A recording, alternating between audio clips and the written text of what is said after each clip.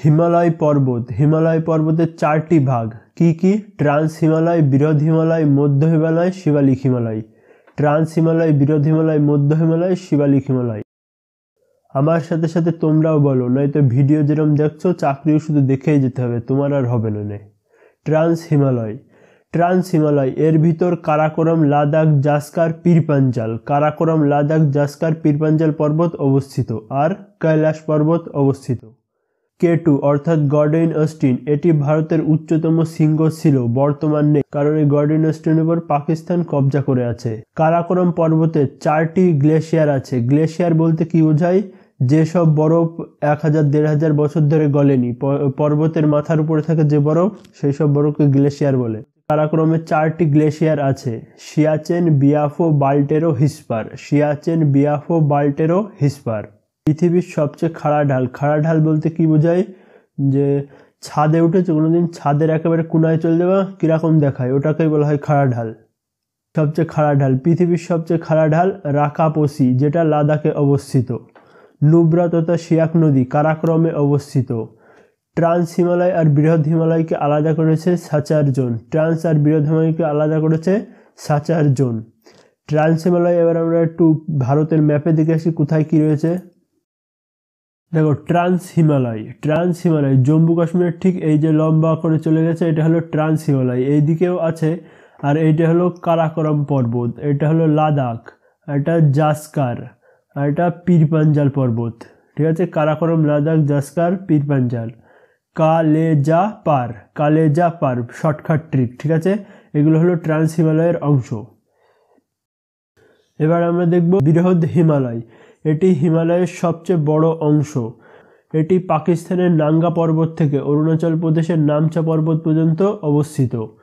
গঙ্গা তথা যমুনার উৎপত্তি বৃহৎ হিমালয় থেকে। বৃহৎ হিমালয়ের সর্বোচ্চ শৃঙ্গ মাউন্ট এভারেস্ট, যেটা নেপালে অবস্থিত। মাউন্ট এভারেস্টকে তিব্বতে আর চীনে চামলুগমা আর নেপালে সাগরমাতা বলা হয়। চামলুগমা কোথায়? তিব্বত আর চীনে, আর সাগরমাতা নেপালে বলা হয়। ঠিক আছে, দেখো বৃহৎ হিমালয়ে কি কি পর্বত আছে। পাকিস্তানের নাঙ্গা পর্বত, ইউকে অর্থাৎ উত্তরাখণ্ড, বান্দারকোচ, কামেত, নন্দা দেবী। এইসব প্রশ্ন আসবে যে কেবলটাতে দেখলে কামেত পর্বত কোন পর্বত শ্রেণীতে অবস্থিত? বৃহৎ হিমালয়ে অবস্থিত, এরকম প্রশ্ন আসবে। তাহলে বান্দারকোচ, কামেত, নন্দা দেবী। আর এই যে নেপাল, এন ফর নেপাল, ধলাগিরি, অন্নপূর্ণা, মানসালু, গৌরীশঙ্কর, ছু, এভারেস্ট।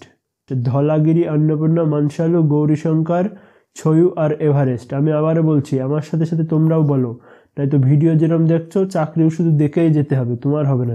কাঞ্চনজঙ্ঘা কোথায় অবস্থিত? এসকে অর্থাৎ সিকিমে অবস্থিত। নামচা পর্বত কোথায়? অরুণাচল প্রদেশে অবস্থিত। এই পর্বতগুলো সব বৃহৎ হিমালয়ে অবস্থিত। বৃহৎ আর মধ্য হিমালয়কে আলাদা করেছে কোন জোন? Main central. বৃহৎ আর মধ্য হিমালয়কে আলাদা করেছে মেন সেন্ট্রাল। ঠিক আছে, ভারতের ম্যাপে একটু দেখে নিই এই বৃহৎ হিমালয়টা কোথায় অবস্থিত।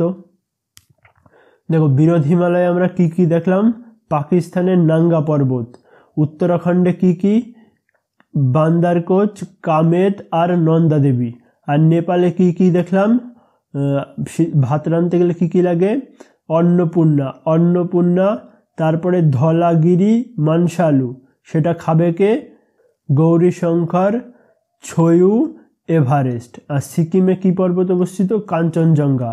আর অরুণাচল প্রদেশে নামচা বার্মা পর্বত অবস্থিত। ঠিক আছে, এবার আমরা দেখব বৃহৎ হিমালয় পর মধ্য হিমালয়। এটি মধ্য হিমালয় বা লঘু হিমালয়ও বলে। এখানের ফেমাস জায়গাগুলি রয়েছে, যেমন মসৌরি, নৈনিতাল, রানীক্ষেত, মানালি, কুল্লু ঘাটি, কাশ্মীর ঘাটি, দালহৌজি-নগর। মসৌরি, নৈনিতাল, রানীক্ষেত, মানালি, কুল্লু ঘাটি, কাশ্মীর ঘাটি, দালহৌজি-নগর। এইসব ফেমাস জায়গাগুলো কিসে রয়েছে? মধ্য হিমালয়ে রয়েছে। এখানে ছোট ছোট ঘাসের ময়দান আছে, যাকে গুলমার্গ, এখানে দেওয়া হয়নি, গুলমার্গ আর সোনমার্গ বলা হয়। মধ্য তথা শিবালিক হিমালয়কে আলাদা করেছে গ্রেট বাউন্ডারি। শিবালিক হিমালয়, এটি নবীন পর্বত বলা হয়। এখানে যে পর্বতগুলি রয়েছে, ডাফলা, আবির, মিসমি, মিকির, রেগমা, ব্রেল, ভুবন। ডাফলা, আবির, মিসমি এটা অরুণাচল প্রদেশে অবস্থিত 3টে, আর মিকির, রেগমা, ভুবন এটা অসমে, আর ব্রেল তিন রাজ্যের সীমায় অবস্থিত? Thanks for watching. ভিডিওটা ভালো লাগলে একটা লাইক করো, কোনো ডাউট থাকলে কমেন্ট করো, চ্যানেল নতুন হয়ে থাকলে সাবস্ক্রাইব করো।